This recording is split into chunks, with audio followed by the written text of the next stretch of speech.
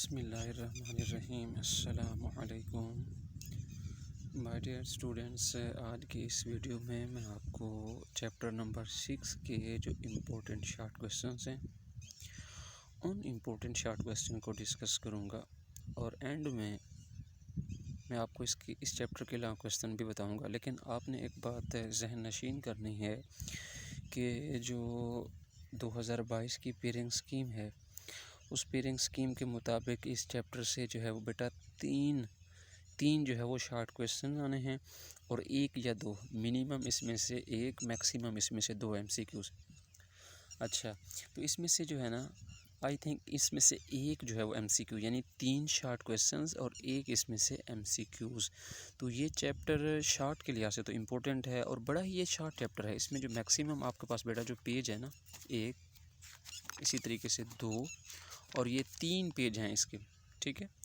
तो आपने इस चैप्टर को अच्छे से तैयार कर लेना है, ठीक है। अगर आप इसको कंप्लीट भी तैयार कर लें तो इट्स वेल डन, अच्छी बात है, ठीक है।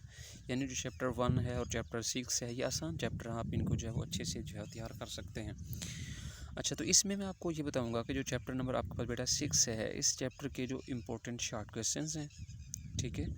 और यानी पहले मैं आपको इसके जितने भी इम्पोर्टेंट शॉर्ट क्वेश्चंस हैं वही बताऊंगा। इसके बाद मैं आपको इस चैप्टर की तमाम, यानी इस चैप्टर के जितने भी शॉर्ट क्वेश्चंस यानी कि आमतौर पे बनते हैं उसके भी मैं आपको निशान लगवा दूंगा एहतियातन, कि आप जो है ना, जब आप उन इम्पोर्टेंट शॉर्ट क्वेश्चंस को कर लेंगे तो आपके पास टाइम है तो फिर आप वो भी शॉर्ट क्वेश्चंस कर लीजिएगा जो मैं आपको मार्क करवाऊँगा। अच्छा, और इससे पहले मैंने जो आपसे वीडियो जो है वो डिस्कस की थी, वो हमने की थी सॉल्विंग ऑफ बायोलॉजिकल प्रॉब्लम। तो इस यानी कि क्लास 9 के जो 9 चैप्टर हैं उन तमाम चैप्टर्स के मैंने वीडियोस जो है वो बना दी हैं। तो ये लास्ट चैप्टर है जिसकी मैंने वीडियो नहीं बनाई थी, तो इसलिए मैंने सोचा कि आज छुट्टी है। आमतौर पर वैसे जो है वो क्योंकि जब स्कूल ओपन होते हैं तो आमतौर पर हमारा स्कूल जो है वो तकरीबन 7:30 से लेकर तकरीबन मैं 5-6 बजे तक जो है वो बिज़ी होता हूँ। लेकिन आज क्योंकि हमारे पास छुट्टी का दिन है तो इस सिलसिले में मैंने सोचा कि जो क्लास 9th है इसकी जो चैप्टर वाइज, यानी कि हमारे पास जो है ना आज कंप्लीट बुक के शॉर्ट क्वेश्चंस हो जाएंगे, ठीक है। जो पेयरिंग स्कीम है वो भी मैंने ऑलरेडी डिस्कस कर ली है कि चैप्टर 1 और 4 से जो है वो एक लॉन्ग क्वेश्चन आएगा, एक आएगा बेटा 3 और 7 से, और एक लॉन्ग क्वेश्चन आएगा 8 और 9 से। यानी चैप्टर नंबर 1 और 4, 3 और 7, 8 और 9। तो इसमें से जो बेहतरीन जो आपको सूट करते हैं बेटा, ये आप 1, 4 कर लें और 3, 7 कर लें, और ये आसान जो है वो चैप्टर्स हैं, इनको आप इजीली जो है वो तैयार भी कर सकते हैं। और इसके अलावा मैंने हर चैप्टर के जो शॉर्ट क्वेश्चंस हैं और इसी तरीके से जो लॉन्ग क्वेश्चंस हैं जो स्कीम के मुताबिक यानी जो आपके पास चैप्टर्स हैं उनको भी मैंने जो है वो आपके लिए डिस्कस कर दिया है। तो मैं एक्चुअली आपको अब चैप्टर नंबर जो 6 है जिसका नाम है एंजाइम, इस चैप्टर के जो फर्स्ट शॉर्ट क्वेश्चन है वो मैं आपसे डिस्कस करने जा रहा हूँ। उस शॉर्ट क्वेश्चन का नाम है बेटा define metabolism and give its types.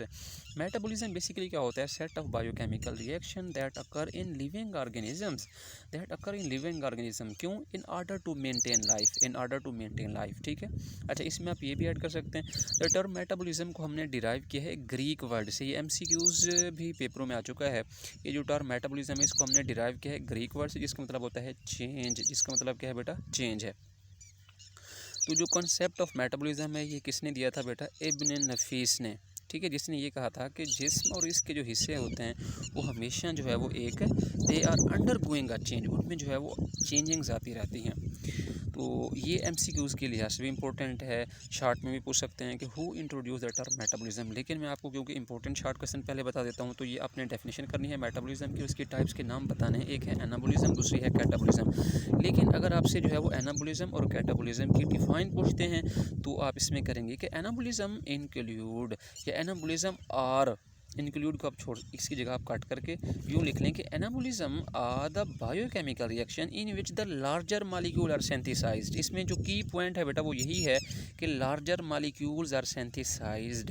जो कैटाबॉलिज्म है, catabolism are the biochemical reaction in which the larger molecules are broken down. यानी कैटाबॉलिज्म में बड़े बड़े मॉलिक्यूल को छोटे मॉलिक्यूल में तोड़ दिया जाता है, और एनाबॉलिज्म में छोटे मॉलिक्यूल मिलकर एक बड़ा जो है वो मॉलिक्यूल बनाते हैं।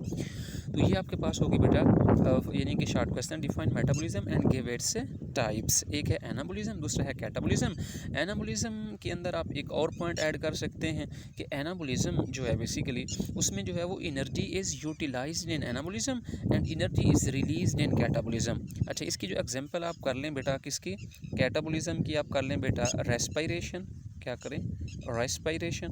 और जो आपके पास है बेटा,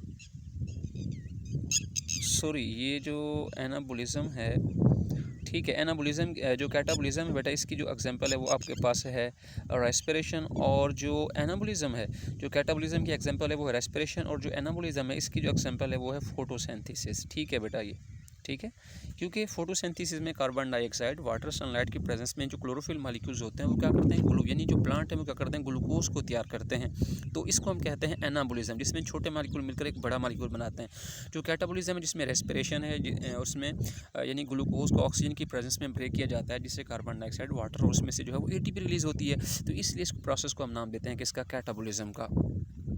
अच्छा बेटा, यहाँ पे मैं आपसे एक जो है वो पेपर का जो पैटर्न है ये भी थोड़ा सा मैं आपसे शेयर कर देता हूँ। देखें, ये एक पेपर है जिसे मैंने चेक किया है। तो इस बच्चे के मार्क्स हैं 48 आउट ऑफ 48 यानी सब्जेक्टिव में, और आपको पता है कि जो ऑब्जेक्टिव पार्ट होता है वो 12 मार्क्स का होता है। तो इस बच्चे के वैसे क्लास 9th के अंदर जो मार्क्स हैं बेसिकली वो हैं आपके पास 503 हैं 505 में से। तो इसके बायो के अंदर 60 आउट ऑफ 60 हैं, केमिस्ट्री में भी इसकी जो है 60 में से 60 हैं। तो कहने का मकसद ये है आपसे कि ये जो पेपर का पैटर्न है ना, इसको भी थोड़ा सा बेटा फॉलो किया करें, ताकि आप जो है वो मैक्सिमम मार्क्स जो है वो हासिल कर सकें। तो ये देखें, ये पेपर का बच्चे का जो है वो पैटर्न है कि किस तरीके से इसने देखें पेपर को सॉल्व किया हुआ है। असल में जो पेपर की जो प्रेजेंटेशन होती है वो एग्जामिनर के लिए बड़ा ही मैटर करती है। तो इस लिहाज से आपने जो अपनी राइटिंग है, जो पेपर की जो प्रेजेंटेशन है, इसको भी आपने क्या करना है बेटा, मद्देनज़र रखना है। इसके ऊपर भी आपने क्या करना है, ज़्यादा जो है वो कोशिश करनी है कि आप पेपर को नीट और क्लीन करें, और इसके अंदर साथ साथ जो हेडिंग्स जहाँ आती हैं वो हेडिंग्स के अंदर पुट अप करें। तो ये जो है ना बेसिकली देखें आपके पास पेपर का पैटर्न। तो पेपर का जो आपके पास राइटिंग स्टाइल है बेटा, ये बड़ा मैटर करता है। आपने अच्छे से नीट और क्लीन, और इसमें हेडिंग्स देनी हैं, इसमें डायग्राम्स देखें, डायग्राम्स भी बनानी हैं, ताकि आप जो है ना अपने पेपरों में मैक्सिमम जो है वो मार्क्स हासिल कर सकें। ठीक है। अच्छा, तो एक्चुअली ये आपके पास है बेटा पेपर का पैटर्न। तो मैं एक्चुअली आपसे जो है वो डिस्कस कर रहा था मेटाबॉलिज्म, और उसकी हमने टाइप्स को डिस्कस कर लिया कि एक एनाबॉलिज्म है, दूसरी जो हमारे पास है कैटाबॉलिज्म। अब हम चलते हैं बेटा नेक्स्ट जो इंपॉर्टेंट शॉर्ट क्वेश्चन है उसकी तरफ। वो आपके पास है इंजाइम की डेफिनेशन। इंजाइम क्या होते हैं, प्रोटीन हैं जो क्या करते हैं कि बायोकेमिकल रिएक्शन को स्पीड अप करते हैं, और बजाते खुद जो है they are not change during the reaction, में जो है वो चेंज नहीं होते। इसके बाद आपके पास डेफिनेशन है बेटा सबस्ट्रेट और प्रोडक्ट की। वो मॉलिक्यूल जिस पर इंजाइम एक्ट करते हैं उसे हम सबस्ट्रेट का नाम देते हैं, और फिर इंजाइम क्या करते हैं कि उनको डिफरेंट मॉलिक्यूल में चेंज करते हैं, जिसे हम नाम देते हैं प्रोडक्ट का। तो इंजाइम की डेफिनेशन आपने करनी है बेटा यहाँ से लेकर यहाँ तक, फिर सबस्ट्रेट है इसको आपने करना है यहाँ से लेकर यहाँ तक, और फिर प्रोडक्ट है इसको आपने करना है बेटा यहाँ से लेकर यहाँ तक। ठीक है। अच्छा, इसके बाद आपसे जो बात डिस्कस करनी है वो ये है कि ये हमारे पास बेटा हो गया इंजाइम की डेफिनेशन, ये होगी सबस्ट्रेट की, और ये होगी हमारे पास प्रोडक्ट की। अच्छा, अब हम देखते हैं डिफाइन जो है एक्टिवेशन एनर्जी। इसको आपने स्टार्ट करना है बेटा यहाँ से लेकर इसको आपने यहाँ तक करना है। All chemical reaction require activation energy, it is the minimum energy required to start a reaction. किसी भी रिएक्शन को स्टार्ट करने के लिए जो हमें कम से कम एनर्जी चाहिए होती है, उस एनर्जी को हम नाम देते हैं किसका, एक्टिवेशन एनर्जी का। तो ये इस पेज के जो है वो इम्पोर्टेंट शॉर्ट क्वेश्चन हैं, जो कि आपका जो यानी कि इस साल का पेपर है। अब देखिएगा, काफ़ी उम्मीद है कि इसी पेज में से कम जो है वो एक शॉर्ट क्वेश्चन आएगा। अच्छा, इसके बाद मैं आपको जो है वो नेक्स्ट पेज की तरफ लेके चलता हूँ। तो इसमें जो इंपॉर्टेंट शॉर्ट क्वेश्चंस हैं, पहला तो यहाँ पे एक एमसीक्यूज़ है कि इंट्रासेलुलर एंजाइम्स जो होते हैं ना बेसिकली, इसमें जो एंजाइम है वो कहाँ काम करते हैं, ग्लाइकोलाइसिस के अंदर, यानी कि जो प्रोसेस होता है ग्लाइकोलाइसिस का, ये कहाँ होता है, साइटोप्लाज्म में होता है। द एंजाइम ऑफ ग्लाइकोलाइसिस, ठीक है, ग्लाइकोलाइसिस में जो एंजाइम काम करते हैं ना वो कहाँ काम करते हैं, साइटोप्लाज्म के अंदर। ठीक है। इसी तरीके से जो पेप्सिन एंजाइम है वो कहाँ काम करता है, स्टोमक कैविटी में।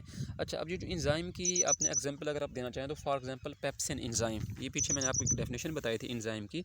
तो एंजाइम की जब आप डेफिनेशन मुकम्मल कर लेंगे तो फिर आप एग्जांपल देंगे, फॉर एग्जांपल पेप्सिन एंजाइम। ठीक है। अच्छा, इसके बाद हम जो है वो देख रहे थे, यहाँ पे एक एमसीक्यूज़ है कि जो आपके पास है बेटा टर्म एंजाइम है, इसको 1878 के अंदर एक जर्मन फिजियोलॉजिस्ट थे जिनका नाम था विल्हेल्म कोहने ने फर्स्ट टाइम इस टर्म को इस्तेमाल किया। अच्छा, यहाँ पे एमसीक्यू ये भी है कि एंजाइम जो है ना किससे मिलके बनते हैं, ये प्रोटीन से मिलके बनते हैं, और प्रोटीन किससे मिलके बनती है, अमीनो एसिड से।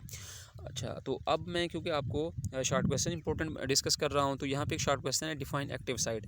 एंजाइम मॉलिक्यूल के पास एक छोटा सा पोर्शन होता है जो काइटोलाइसिस में क्या करता है बेटा, पार्टिसिपेट करता है। उस छोटे से हिस्से को हम कहते हैं एक्टिव साइट। एक्टिव साइट क्या करती है कि जो सबस्ट्रेट होता है उसको रिकग्नाइज करती है, फिर उसको बाइंड करती है, और इसके बाद क्या होता है, रिएक्शन होता है। इसके बाद यहाँ पे डेफिनेशन है कोफैक्टर की। कोफैक्टर क्या है बेसिकली कि एंजाइम के पास कुछ नॉन प्रोटीन पार्ट होता है, और उस नॉन प्रोटीन पार्ट को हम नाम देते हैं कि इसका कोफैक्टर्स का। कोफैक्टर जो है वो ऑर्गेनिक भी हो सकते हैं और इनऑर्गेनिक भी हो सकते हैं। तो ये आपसे एमसीक्यूज में पूछ सकते हैं कि ऑर्गेनिक कौन कौन से हैं, फ्लेमिन हीम है, और जो इनऑर्गेनिक हैं वो आपके पास है मेटल आइंस। तो आपने कोफैक्टर को बेटा यहाँ से लेकर यहाँ तक करना है। इसके बाद यहाँ पे बड़ा इंपॉर्टेंट शॉर्ट क्वेश्चन है, difference between coenzyme and prosthetic group. If organic cofactor, अगर ऑर्गेनिक कोफैक्टर एंजाइम के साथ टाइटली अटैच होता है, इसे हम कहते हैं प्रोस्थेटिक ग्रुप। अगर ऑर्गेनिक कोफैक्टर एंजाइम के साथ लूजली अटैच होता है तो उसको हम नाम देते हैं बेटा किसका, कोएंजाइम का। आगे फंक्शन दिया हुआ है कोएंजाइम का। कोएंजाइम क्या करते हैं कि केमिकल ग्रुप को ट्रांसपोर्ट करते हैं from one enzyme into another. Some important vitamin हैं, इनके आप नाम याद कर लें, राइबोफ्लेविन है, थायामीन है, and folic acid, they act as a coenzyme. Next आपके पास है G, what are metabolic pathways. Enzymes जो होते हैं ना, they can work together in a specific order, which is called as metabolic pathway. In metabolic pathway one enzyme take the product of an other enzyme as a substrate. After the reaction the product is pass into the next enzyme.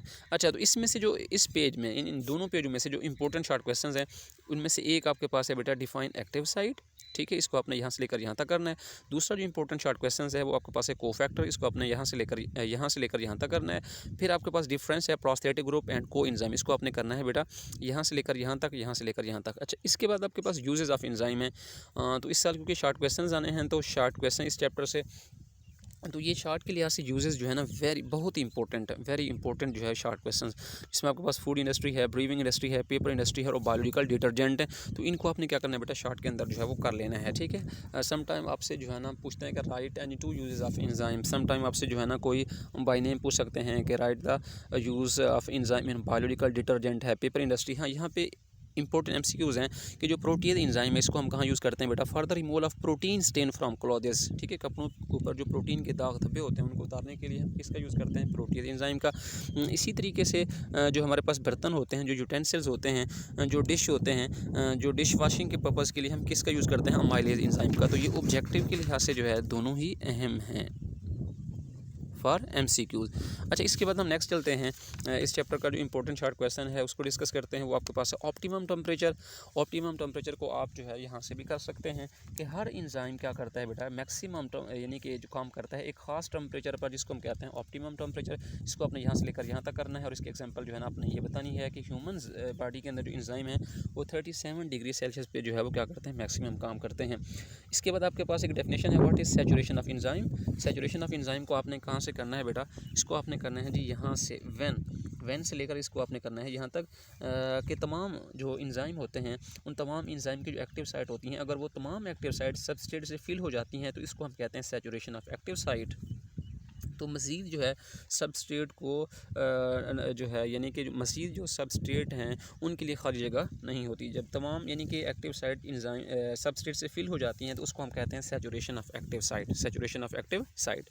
इसके बाद optimum pH की definition है कि तमाम enzyme जो है ना क्या करते हैं, मैक्सिमम काम करते हैं एक ख़ास एक नैरो रेंज ऑफ पीएच के ऊपर, जिसको हम नाम देते हैं ऑप्टिमम पीएच। तो ये डेफिनेशन है, इसको अपने यहाँ से लेकर यहाँ तक करना है। इसके एग्जाम्पल है, फॉर एग्जाम्पल जो पेप्सिन एंजाइम है वो कहाँ काम करता है, स्टोमक में काम करता है, यानी कि एसिडिक मीडियम में, जिसकी पीएच क्या होती है, कम है। आप जानते हैं कि जो पीएच है यानी कि जो 6 से लेस पीएच है इसको हम कहते हैं एसिडिक, जो 7 है वो न्यूट्रल है, और 7 से जो ऊपर होती है यानी 8 से लेकर 14 तक उसे हम कहते हैं बेसिक पीएच। तो जो ट्रिप्सिन है वो कहाँ काम करता है, स्मॉल इंटेस्टाइन में, यानी कि अल्कलाइन मीडियम में काम करता है, जिसकी पीएच क्या होती है, हाई होती है। तो ये आपका शॉर्ट क्वेश्चन में इसकी एग्जाम्पल भी आ जाएगी। नेक्स्ट मैं आपसे डिस्कस करता हूँ what is lock and key model. तो लॉक एंड की मॉडल को आपने बेटा स्टार्ट से कर लेना है।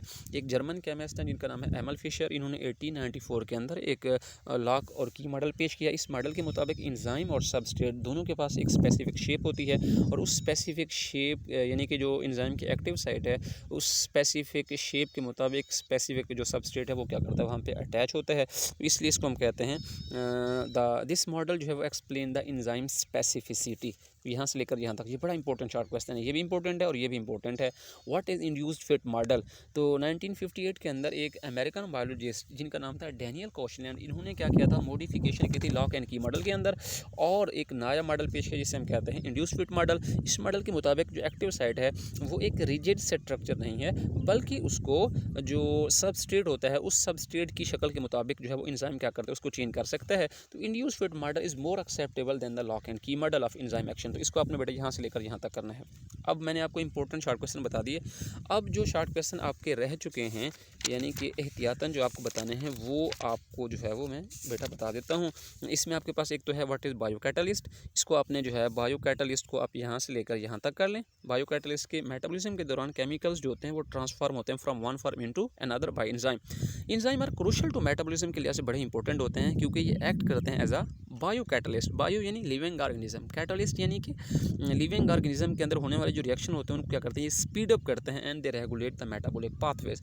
इसके बाद यहाँ पे एक शॉर्ट क्वेश्चन है, how enzyme lower the activation energy? Enzyme lower the activation energy in several ways, they may alter the shape of substrate. अच्छा, दूसरा पॉइंट कर लें, disrupting the charge distribution on substrate. तीसरा कर लें, by bringing the substrate in the correct orientation to react. अच्छा, इसके बाद इंट्रासेलुलर है enzyme of glycolysis working in cytoplasm. इसमें आपने ये लिखना है extra cellular enzyme pepsin enzyme working in the stomach cavity. वैसे इंट्रासेलुलर वो एंजाइम जो कि सेल के अंदर काम करते हैं उसे हम कहते हैं इंट्रासेलुलर। इंट्रा यानी इनसाइड, सेलुलर सेल के अंदर। एक्स्ट्रा सेलुलर वो एंजाइम होते हैं जो सेल के बाहर काम करते हैं उसे हम कहते हैं एक्स्ट्रा सेलुलर एंजाइम। इसके बाद जो आपके पास शॉर्ट क्वेश्चन है वो है what is denaturation of enzyme. यहाँ से लेकर आपने बेटा इसको करना है यहाँ तक, ठीक है। कि जब हम एक ऑप्टिमम टेम्परेचर से ज़्यादा टेम्परेचर को इंक्रीज़ करते हैं तो इससे जो एंजाइम्स के अंदर एटम्स होते हैं उनकी जो आपके पास काइनेटिक एनर्जी है वो बढ़ जाती है और जिससे बॉन्ड ब्रेक हो जाते हैं। उसकी जो एंजाइम की जो ग्लोबुलर स्ट्रक्चर है वो ख़त्म हो जाती है जिसे हम नाम देते हैं डीनेचुरेशन ऑफ एंजाइम। इसके बाद जो है आपके पास शॉर्ट क्वेश्चन है व्हाट इज़ सबस्ट्रेट कंसंट्रेशन। इसको आपने करना है बेटा यहाँ से लेकर यहाँ तक, ठीक है। अच्छा, इसके बाद है how enzyme substrate complex are form. इसको आपने करना है यहाँ से लेकर यहाँ तक कि एंजाइम के साथ क्या होता है बेटा, सबस्ट्रेट अटैच होता है। तो जब एंजाइम के साथ सबस्ट्रेट अटैच होगा तो इससे एंजाइम सबस्ट्रेट कॉम्प्लेक्स बनता है और ये टेम्परेरीली बॉन्ड बनता है। इसके बाद क्या करता है, एंजाइम जो है सबस्ट्रेट को प्रोडक्ट में चेंज कर देता है और वहाँ से जो है वो रिमूव हो जाता है।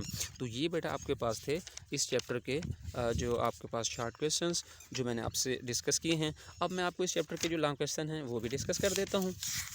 इसका जो पहला लॉन्ग क्वेश्चन है बेटा वो है characteristics of enzyme. Very very important. अगरचे इस साल इस चैप्टर से लॉन्ग क्वेश्चन नहीं आएंगे लेकिन नेक्स्ट ईयर या किसी दूसरे जो साल्स हैं उनके लिए जो है ना, दूसरे सालों के लिए मैं आपको ये जो है ना बता रहा हूँ। तो करेक्टरिस्टिक्स ऑफ एंजाइम ये लॉन्ग क्वेश्चन के लिहाज से इंपॉर्टेंट है। Factor affecting the rate of enzyme action ये जो है लॉन्ग क्वेश्चन के लिहाज से इंपॉर्टेंट है। इसके बाद मैकेनिज्म ऑफ एंजाइम एक्शन ये भी लॉन्ग क्वेश्चन के लिहाज से अहम है। इसको आपने यहाँ से लेकर बेटा यहाँ तक करना है। तो इसमें जो है ना आपसे कोई 2 फैक्टर्स भी पूछे जा सकते हैं। अल्लाह ताला आप सबको और आपके अज़ीज़ वक़ारिब को आसानी अता फरमाए और आगे आसानी तकसीम करने का शर्फ हासिल करें। Stay blessed, stay connected. Thank you very much.